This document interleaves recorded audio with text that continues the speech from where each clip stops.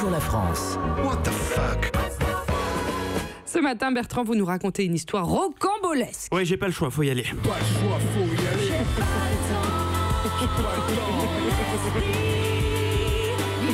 Vous connaissez Prison Break, Dany ? La série, oui.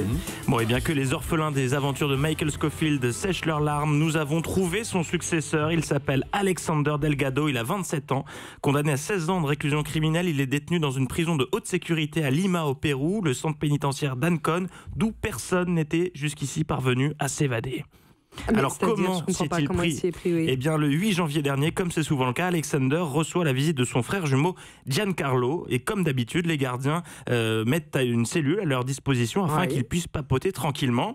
Cellule devant laquelle les matons font régulièrement leur ronde sans jamais remarquer quoi que ce soit d'étrange. Le temps passe et puis la visite touche à sa fin. Mais lors d'une énième ronde devant la cellule, les agents découvrent le détenu couché au sol, inconscient. Giancarlo, le frère jumeau, n'est plus là. Rien d'anormal puisque le temps de la visite était écoulé. Alexander Delgado est immédiatement amené à l'infirmerie et placé sous surveillance médicale jusqu'à son réveil. Est-ce que c'est comme dans la série, il s'est évadé tout simplement par la fenêtre de l'infirmerie ? Pas du tout, puisque quand il se réveille, il affirme être Giancarlo, le frère jumeau, et non pas le détenu. Vous suivez ? Oui, évidemment, personne ne le croit, mais il n'en démord pas et continue de crier au scandale. Prise de doute, la sécurité du centre pénitentiaire finit par vérifier les empreintes digitales. Et là, c'est le drame. C'est bien le frère jumeau qui se trouve face à eux. L'alerte évasion est lancée, mais trop tard. Le détenu s'est déjà évadé de la prison en se faisant passer pour son frère. Il est donc désormais... Ah non, ça, vous allez finir en tôle, Bertrand. Je sais, non, c'est contractuel. Il doit être en train de se planquer sous un poncho quelconque.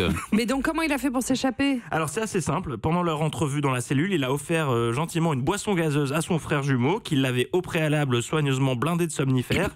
Une fois le frangin endormi, Alexander a échangé les vêtements et emprunté la carte d'identité de son frère, puis s'en est allé. Le frère a tout de même été placé en détention provisoire pour laisser le temps aux autorités de prouver qu'il n'était pas complice de l'évasion.